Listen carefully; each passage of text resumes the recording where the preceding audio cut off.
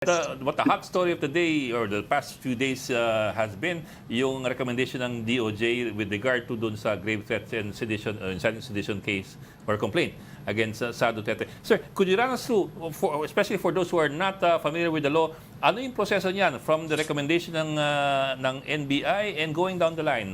Saan siya dadaan at anong timeline? Yes.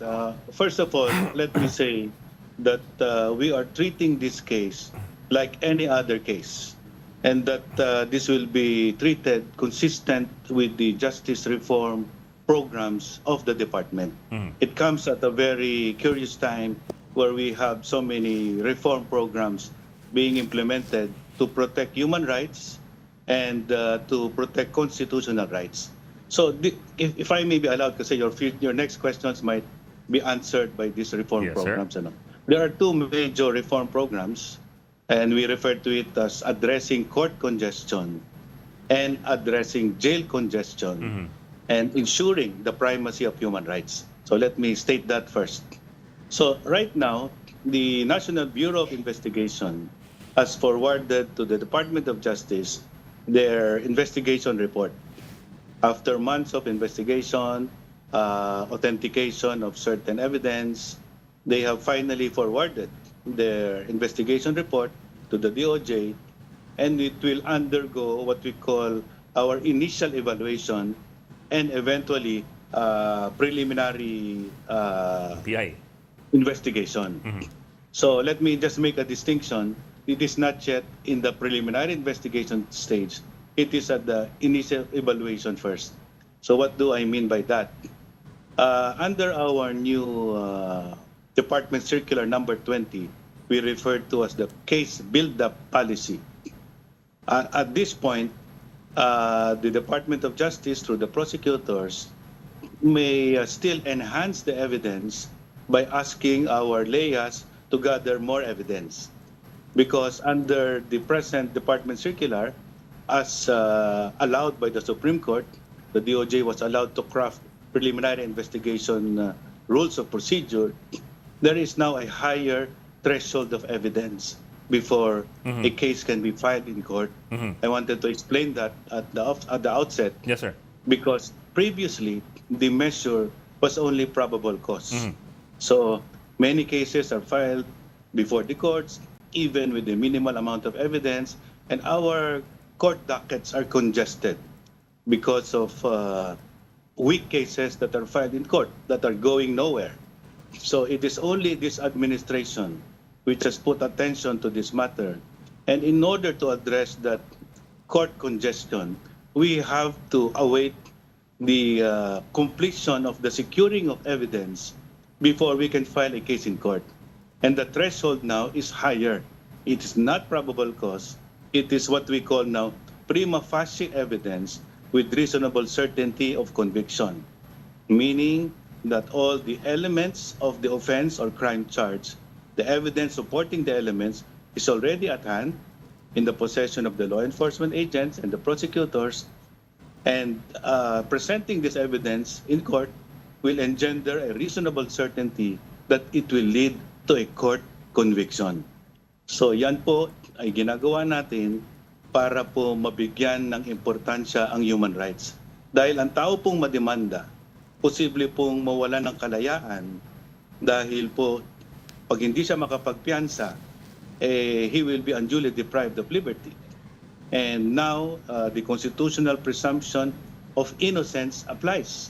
The burden to prove the guilt of any respondent or accused is on the law enforcement agents and the prosecutors. Hindi ho tayo pwede mag-file ng kaso na walang ebidensya. So yun po ang mangyayari sa preliminary investigation. Iko-consider po natin ang ebidensya na inihain ng National Bureau of Investigation, plus the respondent will be given a chance to present her defense, her counter-statement of facts through her own counter-affidavit. Yan po yung tinatawag natin na due process of law, the opportunity to be heard. Hindi ho tayo magdidesisyon na hindi napapakinggan ang panig po ng ating respondent, ang Vice Presidente, at kahit hindi po siya nakapagbigay ng counter affidavit nung NBI stage ng investigation, bibigyan po natin siya ulit ng pagkakataon na maghain ng kanyang counter affidavit, supporting witnesses, any kind of evidence that she would like to submit in her defense. At part 2 yun ang ginagarantiyahan natin, yung pagkakataon na yun. But at the same time, I will have to hasten to add that there is also the right against self-incrimination. Meaning, if the accused or the respondent refuses to give a testimony, the Department of Justice nor the courts cannot compel Yes, sir. the person to give a testimony. So we will just evaluate the evidence and make the assessment on the basis of the existing evidence at hand. In And we are short- just assuring everyone that we will do this and resolve this case in the usual manner in a just and fair resolution. In short, Yusek, pag sinampan nyo na yung kaso, ay gusto nyo siguraduhin na yung possibility ng conviction ay mataas kay Vice President. Kay Vice Absolutely. President. Especially, I always say that we should treat everyone with the same manner. Everyone is equal in the eyes of the law. But we are being extra careful, particularly because the possible accused here is a high official of the land. And we accord it the same treatment as an ordinary person. We should have in our hands that quantum of evidence that we are sure that when this is filed in court, the judge appreciating the evidence, there is reasonable certainty that this will lead to a conviction, meaning proof beyond reasonable doubt. Parang Does sure that na. mean, Yusek, na medyo tatagal yung preparasyon dahil sa ganyang klaseng No. preparasyon na gusto nyo? No, not really. Not really. As you know, the investigation has commenced months ago, and the proper authentication of videos, securing the affidavits of witnesses has been completed by the NBI. But it is the first time that the DOJ will be able to have a chance to review this evidence, and this will be reviewed by a panel of prosecutors under the National Prosecution Service that will be constituted. And there is a normal period of 60 days, and for complex cases, 90 days to resolve the matter under preliminary investigation. So we will see. But at the end of the day, what we are assuring everyone is that we will look into both incriminating evidence and exculpatory evidence, meaning facts and circumstances that may possibly lead to the conclusion that there is no criminal case and the complaint should be dismissed. That is the mandate. We do justice to everyone. We weigh the evidence, and if the incriminating evidence is there, we will file the case without fear nor favor. But if there is exculpatory evidence that warrants the dismissal of the case, we will do so as well. So we will wait for this evidence to be joined after the Vice President submits her counter affidavit. Yusek, we talked to NBI Director Jimmy Santiago yesterday, Yes. no? Tinatanong namin siya, what will happen? Kasi we know that the Vice President is not immune from criminal prosecution, na sitting. Pero pag na-convict siya, ano yung mangyayari sa kanya? She can go to prison, but she cannot be ousted as Vice President. Ganun ba yun? Kasi sa Yeah. Constitution natin, you can Yes. only be ousted as Vice President by impeachment. Pero can she go to prison? Yeah, let me explain that. It's very clear under the Constitution that there are particular government officials that we refer to as impeachable officers, and that includes the President and the Vice President. So presently, the Vice President is already subject to an impeachment case. So that is a separate matter. Impeachments, the import or the purpose of impeachment is to remove such high-ranking official from that particular government post. The object of a criminal case is to exact criminal accountability for acts. So after due process, if this matter elevates into an actual case in court, there will be a trial, and if the judge finds proof beyond reasonable doubt for the crimes of grave threats or inciting to sedition or any other crime that the evidence may support, he or she, the judge, will render a judgment of conviction and render a penalty of imprisonment. And that will have to be satisfied, that will have to be implemented. But such implementation of imprisonment cannot amount to her removal from public office. And if I may further explain, this is very important. Apart from the penalty of imprisonment, there is possibly an accessory penalty that can include disqualification from public office. But that accessory penalty, hypothetically, if it is imposed, cannot be implemented to oust the Vice President from her present position, because that is now a circumvention of the constitutional requirement of impeachment as the only mode by which you can remove the impeachable officers, President and Vice President. However, in the same breath, you have to add that this disqualification may be given application in the future. For Not future, in the present situation, positions. but in the future. If she intends to file her candidacy for a different public position at a future time. Bailable offense to, di ba, Yusek? Yes, that is correct. Both for grave threats and inciting to sedition, these are both bailable offenses. And even our reform program will allow bail to be readily posted, especially for accused who have special circumstances or are indigent. Kasama po yan sa programa natin ng jail decongestion to afford bail because the constitutional presumption of innocence always applies. Sir, question from a non-lawyer. Kasi yung kaso ng grave threat against the VP is based on that video, that video online press conference that she had nung November. Given that that is the basis for everything dun sa grave threat case, ano pang kailangan na ebidensya to decide whether or not there is sufficient evidence to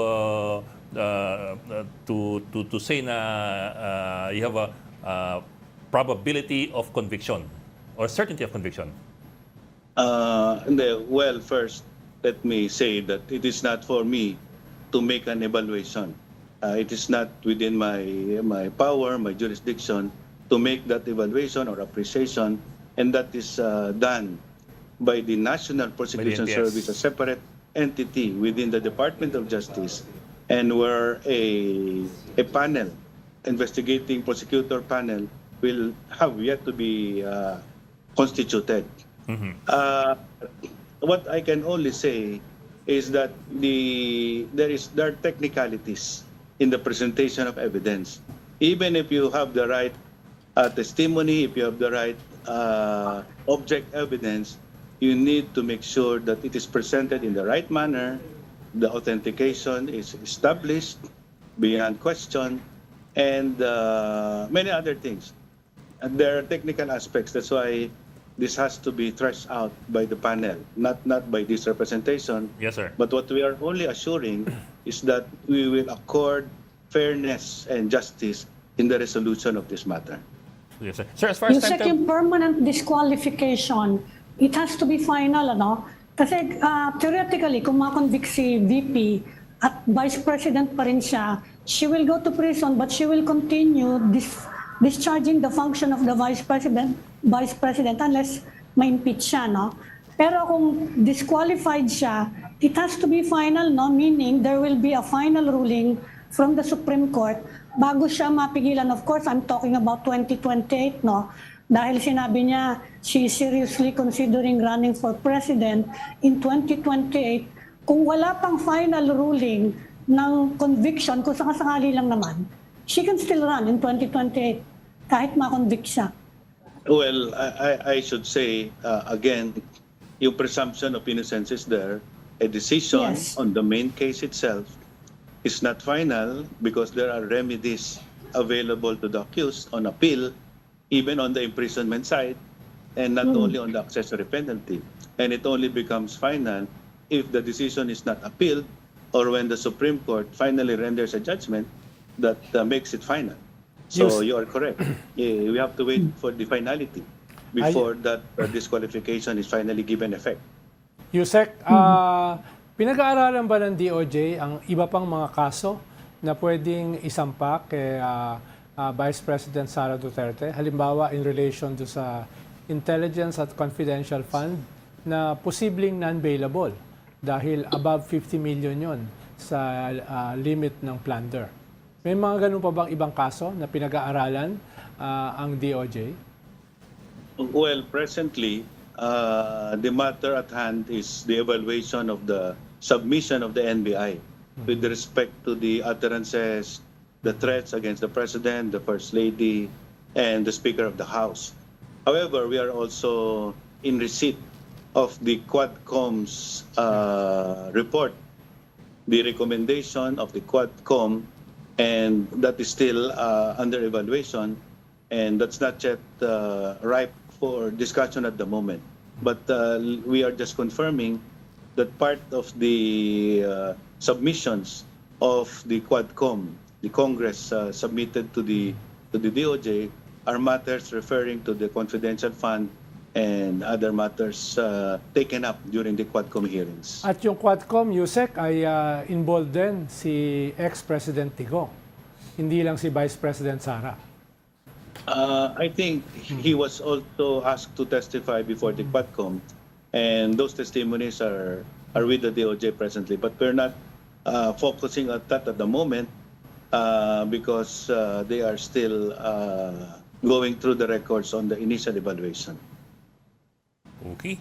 Sir, Yusek, yung investigation niya, it can be subpoenaed by the impeachment court kung sakasakaling ma-constitute. Pwede ba? Or they can request siguro? Or which records? The Yung sa, Quadcom dito records? sa, yeah, oo. No, yung mga, etong may impact ba itong investigation on grave threats and inciting to sedition? Kasi it's in the articles of impeachment also yung grave threats. Can they Yes. can they coordinate with you for your record? Or bahala na sila sa absolutely. kanilang ano? Yes, absolutely. The National Bureau of Investigation is a professional investigative body that serves the public. So it can be subpoenaed to present its evidence before the impeachment court. It will have to prove the manner by which it has authenticated the video, and that can form part of the proceedings before the impeachment court. But that is separate and distinct from the proceedings on the criminal case, where they will also need to testify. Yes. okay. Maraming salamat for joining StarCon this afternoon, Justice Undersecretary Jesse Andres. Salamat, sir. Thank you. Good Maraming afternoon. salamat, Thank you, Yusek. Yusek.